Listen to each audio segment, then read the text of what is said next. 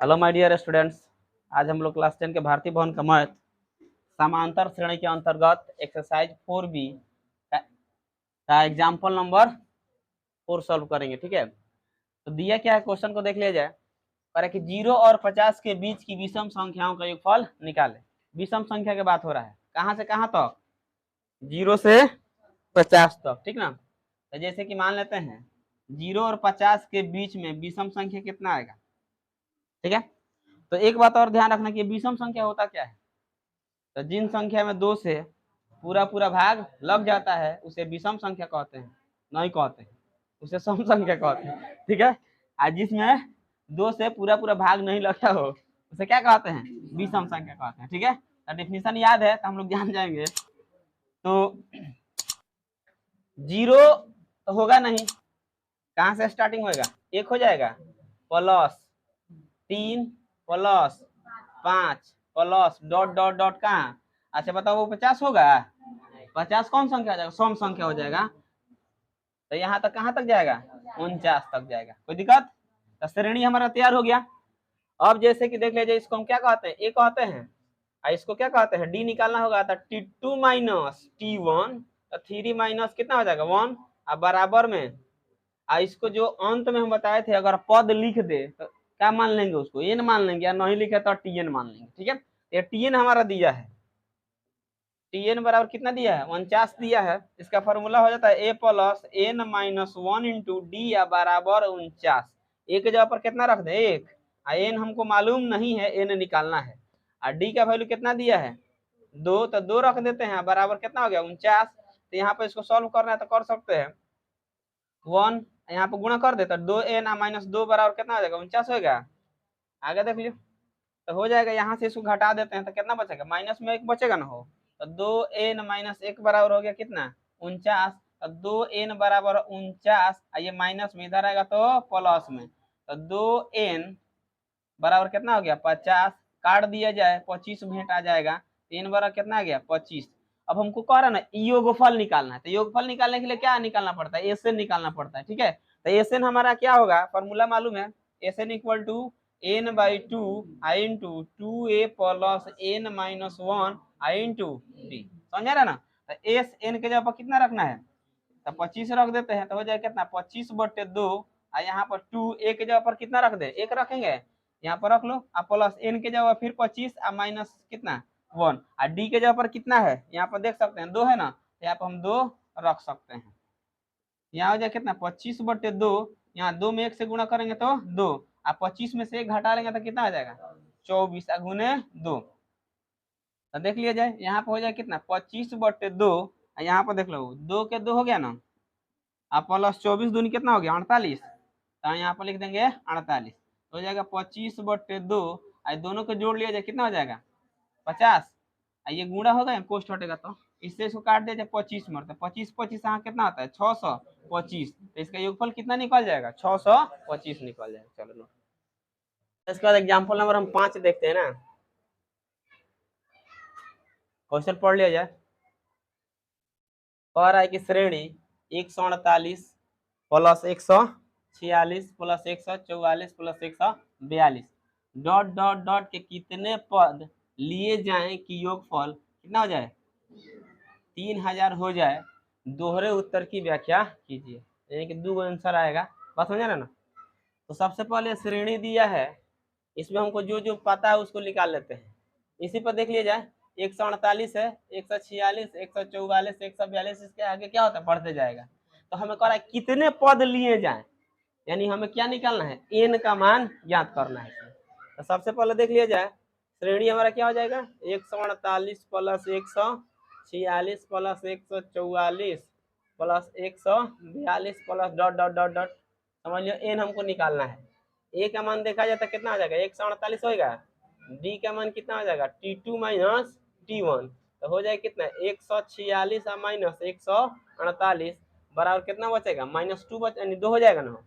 अब हमको मालूम है क्या एसएन मिलकर कह रहा है, ये योगफल है, तो योगफल को हम क्या कहते हैं एसएन कहते हैं। तो एसएन हमारा कितना दिया हुआ है 3000, यहाँ पर हम रख सकते हैं ना। इसका फॉर्मूला देख लिया जाए, क्या आता है n/2 into 2a plus n minus 1 into D.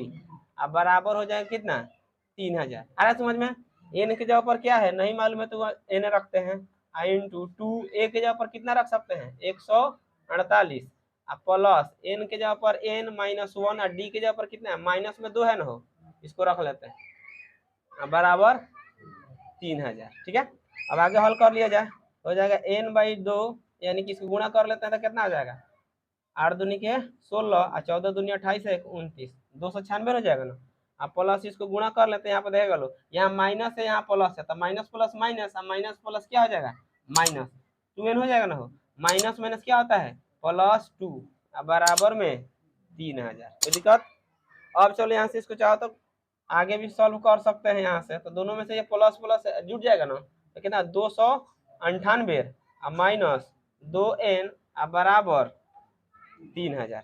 अब इसको गुणा कर दिया जाए, अंदर गुणा करेंगे ना तो हो जाएगा 298n और बट्टा में कितना होगा 2 होगा, और फिर यहाँ प्लस माइनस माइनस तो हो जाएगा कितना 2n में गुणा करेंगे तो n स्क्वायर हो जाएगा ना, 2n स्क्वायर और बट्टा में कितना हो जाएगा 2 बराबर में 3000। बात समझ आ रहा है?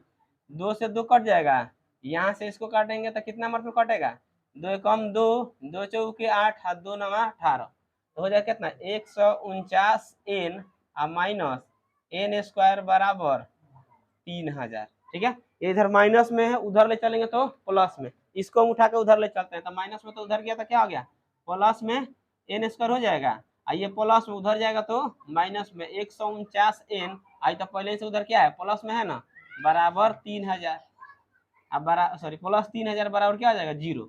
अब ये गुणनखंड के रूप में आ गया, तो गुणा करने पर हमको कितना लाना है 3000 और जोड़ने पर कितना लाना है 149।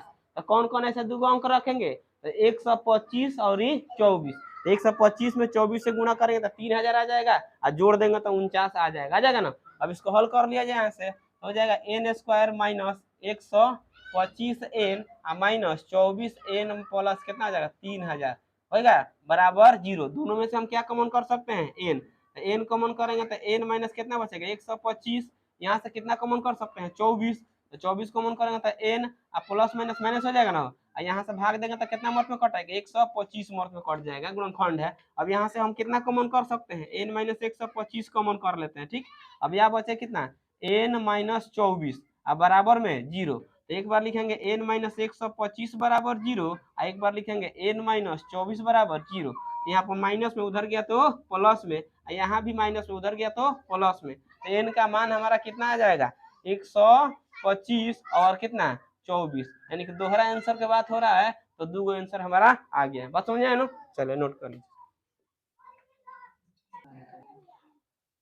चलो इसके बाद हम देखते हैं एग्जाम्पल नंबर 6 का पहला भाग। ठीक है, इसमें 2 भाग दिया हुआ है, तो ये क्वेश्चन सबसे पहले हम पढ़ लेते हैं। कह रहा है यदि किसी श्रेणी का nवां पद, ठीक ना, nवां पद कितना दिया है 3 + 4n हो तो क्या यह समांतर श्रेणी में है, यदि है तो प्रथम 15 पदों का योगफल ज्ञात करना है। तो सबसे पहले ये पद दिया है, अगर पदों का योगफल दिया रहता तो उसको ऐसे मान लेते हैं, अब पद दिया है तो क्या मान लेंगे tn मानेंगे। ठीक है, तो हमारा इसका nवां पद दिया है कितना 3 + 4n, फिर कह रहा कि अगर इसको जांच भी करना है कि समांतर श्रेणी में कि है कि ना है, अगर है तो इसके आगे वाला हमको प्रथम पद 15 पदों का योगफल ज्ञात करना है। ठीक है, तो इसको हम tn मान सकते हैं ना, तो tn मेरा कितना हो जाएगा 3 + 4n रख सकते हैं, n के मान रख लो 1 2 3 4 और भी रखना है तो रख सकते हैं। अब हम पहले का पद निकाल लेते हैं, n के जगह पर 1 रखेंगे ना 1 हो जाएगा 3 यानी कि 3 + 4 × 1, ये हो जाएगा कितना 3 + 4 = 7 हो जा रहा है। फिर n बराबर क्या रखना है 2, हो जाएगा t2 हो जाएगा 3 + 4 × 2 बराबर हो जाएगा 3, या इसको ऐड कर लो कितना हो जाएगा 11 यानी 11 हो जाएगा। अब n बराबर 3 रखेंगे हो जाएगा t3, यहाँ पर n के जगह पर रखना है, फिर हमको कितना 3 रखना है ना 3, हो जाएगा कितना 3 के 3 और 4 तिहाई 12, 3 हो जाएगा 15। एक और निकालना तो निकाल सकते हैं, तो हो जाएगा 4 रख दिए इनके जवाब, ठीक ना, t4 एंड t4 निकाल ले तो 3 गुने 4 गुने 4 बराबर हो जाएगा 3 + 4 जो के 16 बराबर कितना आ गया 19। तो जो हमारा श्रेणी आया है ये ना है कौन कौन है 7 11 15 और कितना 19 डॉट डॉट इस तरह आएगा। अब कह रहा है कि इसको जांच करके बताना कि ये समांतर श्रेणी में है कि नहीं है। तो समांतर श्रेणी में होने के लिए शर्त हमको मालूम है, यानी कि लिखेंगे समांतर श्रेणी में होने के लिए शर्त क्या होता है, T2 माइनस T1 अब बराबर T3 माइनस T2 बराबर हो जाएगा T4 माइनस T3। रख के इस पर देख लेते हैं, बराबर है तो T2 यही ना हो, 11 माइनस 7 फिर हो जाएगा 15 माइनस 11 फिर हो जाएगा कितना 19 माइनस 15।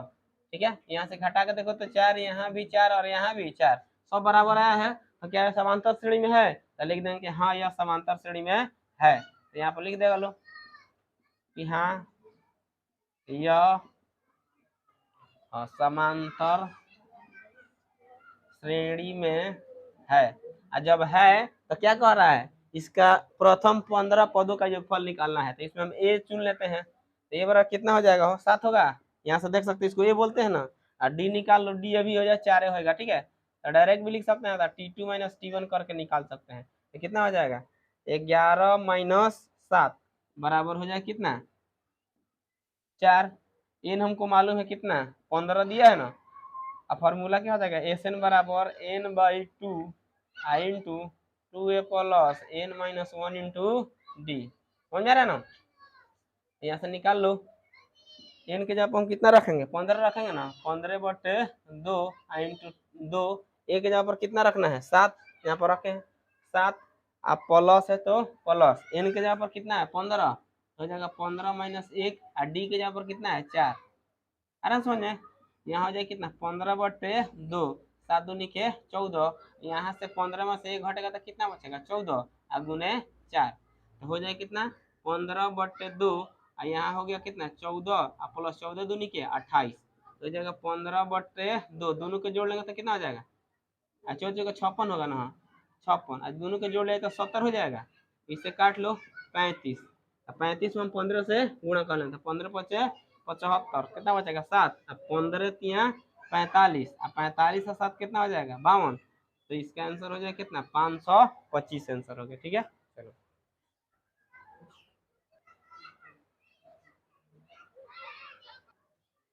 चलो इसके बाद हम लोग देखेंगे एग्जाम्पल नंबर 6 का दूसरा भाग, जो क्वेश्चन कह रहा है कि किसी श्रेणी के n पदों का योगफल।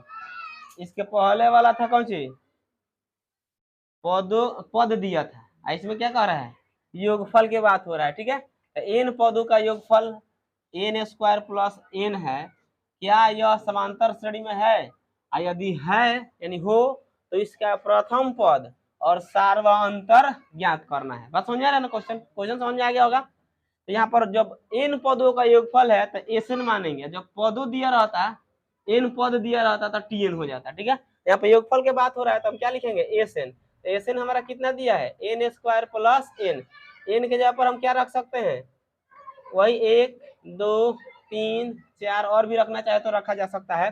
तो पहले हम n बराबर 1 रख के निकालेंगे तो S1 निकलेगा, कितना हो जाएगा यानी कि एक के जगह पर n के जगह पर जहां जहां हमको n दिखाई देगा वहां 1 रख लेना है। तो 1² प्लस है तो प्लस, फिर यहाँ पर 1 हो जाएगा, 1² 1 न होता है, अब प्लस कितना 1 बराबर हो जाएगा 2। अब निकालेंगे n बराबर 2 रख के तो S2 यानी कि हो जाएगा 2 का स्क्वायर प्लस फिर कितना 2, इसी फॉर्मूला पर रखना है, यानी कि जो मान निकला ना इसी पर हमको रखते चलना है। यहाँ पर 2 का स्क्वायर कितना आता है 4 प्लस 2 बराबर कितना हो जाएगा 6। अब इसी तरह n बराबर 3 रखेंगे तो S 3 निकालेंगे ना, तो 3 का स्क्वायर प्लस हो जाएगा कितना 3, हो जाएगा कितना 3 3 का 9 प्लस 3 बराबर कितना हो जाएगा 12। अब n बराबर क्या रखेंगे 4, तो S4 निकाल लेते हैं तो हो जाएगा 4 के स्क्वायर प्लस 4, n के जगह पर 4 रखेंगे और 4 चौके 16 प्लस 4 बराबर कितना आ गया 20। तो इसका जो हमारा ये श्रेणी आया है ये श्रेणी नहीं है, यह पदों का योगफल निकाला गया है। तो हमको क्या करना है श्रेणी निकालना है, तो उसके लिए एक फॉर्मूला हमको मालूम होना चाहिए कि Tn बराबर होता है, यानी कि T1 बराबर हो जाएगा S1। ठीक है, और T2 बराबर हो जाएगा S2 माइनस S1। समझा रहे ना, इसी तरह अगर T3 निकालना होगा तो उसका हो जाएगा S3 माइनस S2। अगर T4 निकालना होगा तो S4 माइनस S3। तो इसी फॉर्मूला का प्रयोग करके हम क्या करेंगे, पद निकाल लेंगे। और जब पद निकल जाएगा उसके बाद हम जो भी हमसे पूछा जाएगा वो आसानी से निकाला जा सकता है। तो चलते हैं यहाँ पर पहले T1 T2 निकाल लिया जाए। तो T1 यानी कि S1, यहाँ पर हम देख सकते हैं S1 का वैल्यू कितना है, 2 है, तो यहाँ पर हम 2 रख सकते हैं, यानी कि T1 का वैल्यू 2 निकल गया। अब मान लिया T2 निकालना है तो क्या होता है S2 माइनस S1। यहाँ पर देखा जाए S2 कितना है, 6 है, तो 6 अब माइनस में S1 कितना है, 2, घटा दिए कितना आ गया, 4। अब निकालेंगे T3, तो T3 और क्या आ जाएगा S4 माइनस S3। यहाँ पर हम देख सकते हैं S4 का वैल्यू कितना है, 12। अब 12 में से कितना घटेगा, ये S2, तो 6 घटा लिया तो कितना बचेगा, 6। अब इसी तरह T4 निकाल लिया जाए, इसका फॉर्मूला हो जाएगा क्या, यहाँ पर T3 रहेगा क्या, T3 S3 माइनस S2, यहाँ पे हो जाएगा S4 माइनस S3। S4 कितना दिया है, 20 दिया है ना, 20 माइनस S3 कितना, S3 कितना दिया है, 12, घटा लेते हैं तो कितना बचेगा, 8। तो ये जो हमारा आया ना ये श्रेणी है, तो लिखेंगे श्रेणी कितना जाए, 2 4 6 8 डॉट डॉट इसी तरह। अब कह रहा है कि इसको बताना कि क्या यह समांतर श्रेणी में है, तो पहले इसको हमें जांच करना होगा। तो लिखेंगे कि समांतर श्रेणी में होने के लिए शर्त क्या होता है, T2 माइनस T1 बराबर T3 माइनस T2 बराबर T4 माइनस T3। यहाँ से देख लिया जाए T2 कितना दिया है, 4 है ना, यानी कि 4, 4 माइनस 2 बराबर कितना आ जाएगा, 6 माइनस 4 बराबर हो जाएगा 8 माइनस 6। घटा लिया जाए, यहाँ कितना 2, यहाँ भी 2 और यहाँ भी 2, ये सब बराबर आ गया। तो जब सब बराबर आ गया तो समझ लेना कि क्या है, समांतर श्रेणी में है। तो लिख देंगे हाँ यह समांतर श्रेणी में है, पहला हो गया। अब कह रहा है कि जब हो तो क्या करना है, प्रथम पद, तो प्रथम पद यही ना हमारा होगा, तो प्रथम पद निकाल देंगे। तो प्रथम पद यानी ए जिसको बोलते हैं, ए बराबर कितना आ जाएगा, 2, एक आंसर हो गया। अब दूसरा कह रहा है कि सर्वांतर, निकाल देते हैं। सर्वांतर हमारा कितना है, जिसको हम डी भी कहते हैं ना, तो फॉर्मूला आ जाएगा T2 माइनस T1, तो कितना है, यानी कि देख लियो 4 माइनस 2 और कितना आ जाएगा, 2। एक ये आंसर आ जाएगा। हमारा क्वेश्चन में यही पूछा गया था, प्रथम पद और सर्वांतर दोनों 2 2 आ गया, यही हमारा हो जाएगा आंसर।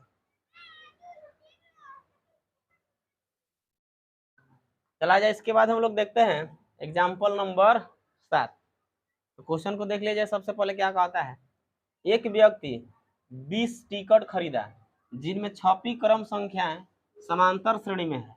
यदि सबसे छोटी क्रम संख्या 6 है एवं सबसे बड़ी क्रम संख्या कितना है, 63 है, तो उसके टिकटों पर छपी क्रम संख्याओं का योगफल ज्ञात करना है। कोई व्यक्ति है 20 गो टिकट खरीदता है, उसमें कुछ क्रम संख्या लिखा हुआ है और जो लिखा हुआ है वो क्या कर रहा है, समांतर श्रेणी में है।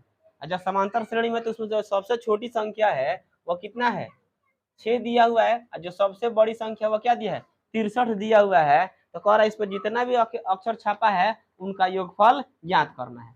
तो सबसे पहले अगर हम देखें तो मान लीजिए हमारा पहला पद 6 हो गया, अब प्लस सबसे अंतिम पद क्या है, 63 है। बात समझ आ रहा है। तो अगर देखें तो ए बराबर हमारा दिया है कितना, 6। डी की अगर बात करें तो डी हमको पता नहीं है, अगर डी निकला रहता तो हम आसानी से डायरेक्ट योगफल निकाल सकते थे। तो हमें क्या करना होगा, डी निकालना होगा। तो डी बराबर नहीं मालूम है तो डी के जगह पर आने देते हैं।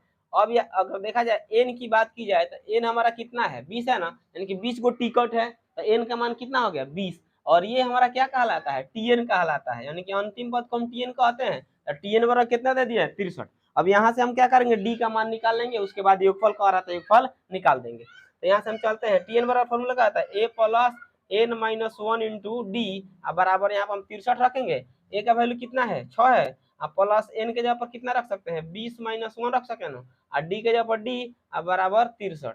यहाँ हो जाए कितना, 19 हो जाएगा, 19 डी बराबर 63। ये इधर क्या है, प्लस में उधर भेज देते हैं तो माइनस में हो जाएगा ना 6, तो 19 डी बराबर कितना हो जाएगा, घटेगा तो 57। तो यहाँ से डी का जो मान निकलेगा तो 57/19 हो जाएगा, तो 19 यहाँ 57, तो डी का मान कितना निकल गया, 3। तो जब डी का मान निकल गया, ए का मान मालूम है, एन का मान मालूम है, अब हमें क्या करना है, योगफल निकाल देना है। तो एसएन निकाल देते हैं। तो एसएन बराबर क्या हो जाएगा, n/2 into 2a plus n-1 into D. अब यहाँ देखा जाए एस 20 निकालना है ना, तो हो जाएगा एन के जगह पर कितना रख दे, 20/2 आई इंटू फिर 2 है, ए के जगह पर कितना है 6, तो यहाँ पर हम 6 रख देते हैं, प्लस एन के जगह पर 20 -1 और डी के जगह पर कितना है 3 आया है ना, यहाँ पर हम 3 रख सकते हैं। काटना है तो इसको काट देंगे 10 से, हो जाएगा 10 और 6 दूनी के 12 और प्लस 20 में से 1 घटा लिए तो कितना 19 गुने 3 हो जाएगा 10 इंटू कितना 12 और 19 कितना हो जाता है 57। अभी दोनों को जोड़ दिया जाएगा तो 10 आई दोनों को जोड़ेंगे तो कितना आ जाएगा 69 होगा, गुणा कर दिया जाए तो 690 क्या हो जाएगा, आंसर हो जाएगा। नोट कीजिए।